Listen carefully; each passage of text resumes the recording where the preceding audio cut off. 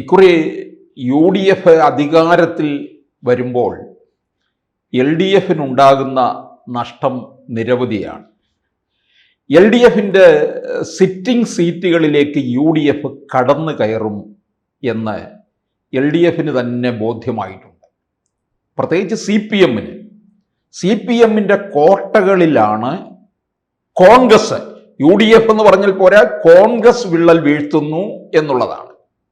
അങ്ങനെയുള്ള ഒരു 25 സീറ്റുകളിലേക്കാണ് ഞാൻ പോകുന്നത്. ഇപ്പോൾ കോൺഗ്രസ് മത്സരിച്ചത് 90 സീറ്റുകളിലാണ്. അത് 26 സീറ്റുകളിൽ മുസ്ലിം ലീഗ് മത്സരിച്ചു. 8 സീറ്റുകളിൽ കേരള കോൺഗ്രസ് ജോസഫ് ഗ്രൂപ്പ് മത്സരിച്ചു. RSP 2 സീറ്റ്, അതുപോലെ തന്നെ Anoop Jacob Kerala Congress 1 seat, Mani C Kappan 1 seat, CP John 1 seat, ഇങ്ങനെ KK രമ 1 സീറ്റ്. അങ്ങനെ നോക്കുമ്പോൾ ഘടകകക്ഷികൾ എങ്ങനെ വന്നാലും 30-35 സീറ്റിൽ ജയിച്ചു വരും. കാരണം ഈ മുസ്ലിം ലീഗിനെ സംബന്ധിച്ചിടത്തോളം 26 സീറ്റ് കൊടുത്തിട്ടുള്ളതിൽ അവരൊരു 24എങ്കിലും അവർ സഭയിലെത്തിക്കും. അപ്പൊ ഈ 90 സീറ്റിൽ കോൺഗ്രസ് മത്സരിച്ചു. LDFിന്റെ 25 സീറ്റുകളിൽ അവര് കടന്നുകയറ്റം നടത്തും. അപ്പൊ LDFിൽ നിന്ന് പിടിച്ചെടുക്കാൻ പോകുന്ന സീറ്റുകൾ കാസർഗോഡ് ജില്ലയിൽ നിന്ന് തുടങ്ങിയാൽ ഉദുമയിലേക്ക് വരിക. കാസർഗോഡ് ജില്ലയിലെ ഉദുമ എന്നൊക്കെ പറയുന്നത് CPMന്റെ കുത്തകയാണ്. അവിടെ കുഞ്ഞമ്പുവാണ് സ്ഥാനാർത്ഥി CPMന്റെ. കോൺഗ്രസിലെ K നീലകണ്ഠനാണ്. ഉദുമയിലൊക്കെ തന്നെ ഭരണവിരുദ്ധ വികാരം അതിശക്തമായിട്ട് പ്രതിഫലിക്കുന്നുണ്ട്. അതുകൊണ്ട് തീർച്ചയായിട്ടും കോൺഗ്രസ് സ്ഥാനാർത്ഥിക്ക് വിജയമുണ്ടാകും എന്നാണ് കണക്ക് കൂട്ടുന്നത്. കാസർഗോഡ് ജില്ലയിലെ തൃക്കരിപ്പൂരിലേക്ക് വന്നാൽ, തൃക്കരിപ്പൂർ എന്നൊക്കെ പറയുന്നത് പണ്ട് DK നായനാരൊക്കെ മത്സരിച്ച മണ്ഡലമാണ്, CPMന്റെ കോട്ടയാണ്. അവിടെ പോയി നിൽക്കുന്നത് ആരാണ്? BJPയിൽ നിന്ന് കോൺഗ്രസിൽ ചേക്കേറിയ സന്ദീപ് വാര്യരാണ്. സന്ദീപ് വാര്യര് അവിടെ കൊണ്ട് നിർത്തിയ സമയത്ത് ആദ്യഘട്ടങ്ങളിലൊക്കെ തന്നെ നമ്മൾ കരുതിയത് വാര്യരെ ഒരു ചാവേറാക്കാൻ കൊണ്ട് നിർത്തിയതാണ്, ഒതുക്കും എന്നാണ്. പക്ഷെ ഇപ്പോൾ കാര്യങ്ങൾ മാറിയിരിക്കുകയാണ്. വാര്യർക്ക് അനുകൂലമായിട്ട് തൃക്കരിപ്പൂര് മാറുന്നു. CPMന്റെ അതാണ്, കോട്ട കൊത്തളങ്ങൾ തകർന്നു വീഴുന്നു എന്നുള്ളതാണ്. ആ രാഷ്ട്രീയ തലസ്ഥാനമായ കണ്ണൂർ ജില്ലയിലേക്ക് വരുമ്പോൾ കണ്ണൂർ നിയമസഭാ മണ്ഡലത്തിൽ തന്നെ LDFിന്റെ സ്ഥാനാർത്ഥി പരാജയപ്പെടാൻ പോവുകയാണ്. LDFിന്റെ സ്ഥാനാർത്ഥി എന്ന് പറയുന്ന കോൺഗ്രസിലെ കടന്നപ്പള്ളി രാമചന്ദ്രനാണ്. പ്രായാധിക്യത്തിൽ നിൽക്കുന്ന ഒരു മനുഷ്യനാണ്. വ്യക്തിപരമായിട്ടൊന്നും നമുക്ക് അദ്ദേഹത്തോടെ യാതൊരു വിയോജിപ്പുമില്ല. നല്ല മനുഷ്യനാണ്, നല്ല മന്ത്രിയായിരുന്നു. ഇനി എന്തിനാണ് മത്സരിക്കുന്നത്? മാറ്റി നിർത്താമായിരുന്നല്ലോ. കോൺഗ്രസിൽ വേറെ ആരുമില്ല. CPMന് അത് എടുത്തു കഴിഞ്ഞാൽ ഘടകകക്ഷികളെ ഒതുക്കി എന്നുള്ള ഒരു പേരുദോഷം വരും. അതുകൊണ്ട് നമ്മുടെ കടന്നപ്പള്ളി തന്നെ വീണ്ടും മത്സരിക്കുന്നു. ആ കടന്നപ്പള്ളിയോട് 2 ടേമാണ് കടന്നപ്പള്ളി മത്സരിച്ചുകൊണ്ടിരിക്കുന്നത്. 3ാമത്തെ ടേമിലാണ് ഇപ്പൊ ഇറങ്ങിയിരിക്കുന്നത്. അവിടെ കോൺഗ്രസിലെ TO മോഹനാണ് വന്നിരിക്കുന്നത്. മോഹനൻ കടന്നപ്പള്ളിയെ പരാജയപ്പെടുത്തും എന്നുള്ളത് ഉറപ്പാണ്.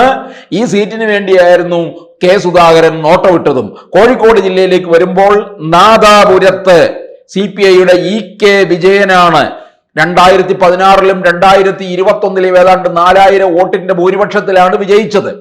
പക്ഷെ ഇത്തവണ അവിടെ അടിയറവ് പറയേണ്ടി വരും. ആരോട്?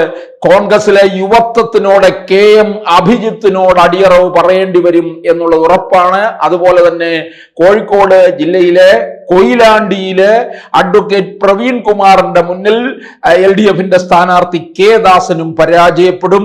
എലത്തൂരിൽ കോൺഗ്രസിന്റെ എസിന്റെ കാര്യം പറഞ്ഞതുപോലെ കണ്ണൂരിലെ ശശീന്ദ്രൻ, ഈ കഴിഞ്ഞ മന്ത്രിസഭയിലെ ഒരു കാശിനും പ്രയോജനമില്ലാത്ത ഒരു മന്ത്രി ഉണ്ടായിരുന്നു, അത് ശശീന്ദ്രനാണ്. ആ ശശീന്ദ്രനെ എതിരിടാനായിട്ട് കോൺഗ്രസിൽ നിന്ന് യുവ വനിതാ നേതാവ് വിദ്യാ ബാലകൃഷ്ണനാണ്. അപ്പോൾ ശശീന്ദ്രന്റെ പരാജയവും ഉറപ്പാണ്. ഇനിയിപ്പോൾ നമ്മൾ വയനാട്ടിലേക്ക് വന്നു കഴിഞ്ഞാൽ 3 മണ്ഡലങ്ങൾ ഉള്ളതിൽ അവിടെ മാനന്തവാടിയാണ് അവർക്കിപ്പോൾ കൈവശമില്ലാത്തത്. UDFന് കേളുവിനെ പരാജയപ്പെടുത്താൻ കഴിയും, ഉഷാ വിജയന് എന്നുള്ള കണക്കുകൂട്ടലാണ് കോൺഗ്രസിനുള്ളത്. ഇനിയിപ്പോൾ മലപ്പുറം ജില്ലയിലേക്ക് വന്നു കഴിഞ്ഞാൽ, മലപ്പുറം ജില്ലയിൽ 16 നിയമസഭാ മണ്ഡലങ്ങളുണ്ട്. ഇതിലെ മിക്ക മണ്ഡലങ്ങളിലും ലീഗിന് വിജയം ഉറപ്പായിട്ടുള്ള ഇടമാണ്. തവന്നൂരിലേക്ക് വരിക. തവന്നൂരിൽ KT ജലീൽ കഴിഞ്ഞ നിയമസഭാ തെരഞ്ഞെടുപ്പിൽ തന്നെ ജലീൽ 2000-ലധികം വോട്ടിന്റെ ഭൂരിപക്ഷമേ ഉണ്ടായിരുന്നുള്ളൂ. ഇത്തവണ ജലീലിനെ എതിരിടുന്നത് VS ജോയിയാണ്. VS ജോയി നിലമ്പൂർ ഉപതെരഞ്ഞെടുപ്പിൽ മത്സരിക്കേണ്ട ആളായിരുന്നു. ആര്യാടൻ ഷൗക്കത്തിന്റെ നിർബന്ധത്തിന് വഴങ്ങിയ മാറിക്കൊടുക്കുകയാണ് ചെയ്തത്. അങ്ങനെ അത് ഇവിടം തവന്നൂര് VS ജോയിക്ക് അനുകൂലമായിട്ട് മാറാൻ പോകുന്നു എന്നുള്ളതാണ്.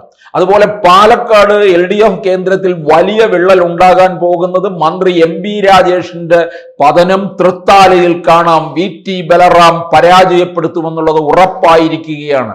2021 VT ബലറാമിനെ പരാജയപ്പെടുത്തിയാണ് തൃത്താലയിൽ നിന്ന് MB രാജേഷ് ജയിച്ചു പോയത്. ചിറ്റൂരിലേക്ക് വരുമ്പോൾ അവിടെ കോൺഗ്രസിലെ സുമേഷ് അച്യുതനായിരിക്കും വിജയം. കിഷൻകുട്ടി ഇത്തവണ മാറി നിൽക്കുകയാണ്. ഇനി തൃശൂർ ജില്ലയിലേക്ക് വന്നു കഴിഞ്ഞാൽ തൃശൂർ ജില്ലയിൽ അതിശക്തമായ ത്രികോണ മത്സരം നടക്കുന്നുണ്ട്. കോൺഗ്രസിന്റെ കഴിഞ്ഞ നിയമസഭാ തെരഞ്ഞെടുപ്പിലെ സ്ഥാനാർത്ഥിയായിരുന്നത് പത്മജ വേണുഗോപാൽ ആയിരുന്നെങ്കിൽ ആ പത്മജ ഇപ്പോൾ BJPയുടെ സ്ഥാനാർത്ഥിയായിട്ട് മത്സരിക്കുകയാണ്. രാജൻ പന്നലാണ് കോൺഗ്രസിന്റെ സ്ഥാനാർത്ഥി. LDFന്റെ സ്ഥാനാർത്ഥി CPIയിലെ ആലങ്കോട് ലീലാകൃഷ്ണനാണ്. ആലങ്കോട് ലീലാകൃഷ്ണൻ തോക്കണം. കാരണം ജനങ്ങളുമായിട്ടും ഒരു തരത്തിലുള്ള ബന്ധവും സ്ഥാപിക്കാത്തവരാണ്. അവരെ എഴുത്തും കുറിപ്പും ഒക്കെ ആയിട്ട് ദന്തഗോപുരത്തിൽ കഴിയുന്നവരാണ്. ആലങ്കോട് ലീലാകൃഷ്ണനെ നിയമസഭയിൽ കൊണ്ടുവന്നിട്ട് എന്ത് കാര്യം പറഞ്ഞയക്കണം വേണ്ടത്.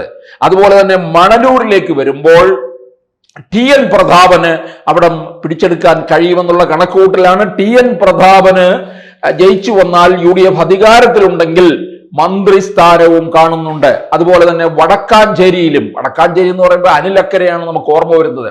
2021 അനിൽ അക്കരെ അവിടെ പരാജയപ്പെട്ടു. പക്ഷേ ഇക്കുറി വടക്കാഞ്ചേരിയിൽ കോൺഗ്രസ് അത് തിരിച്ചു പിടിക്കുമെന്നുള്ള കണക്കുകൂട്ടലാണ്.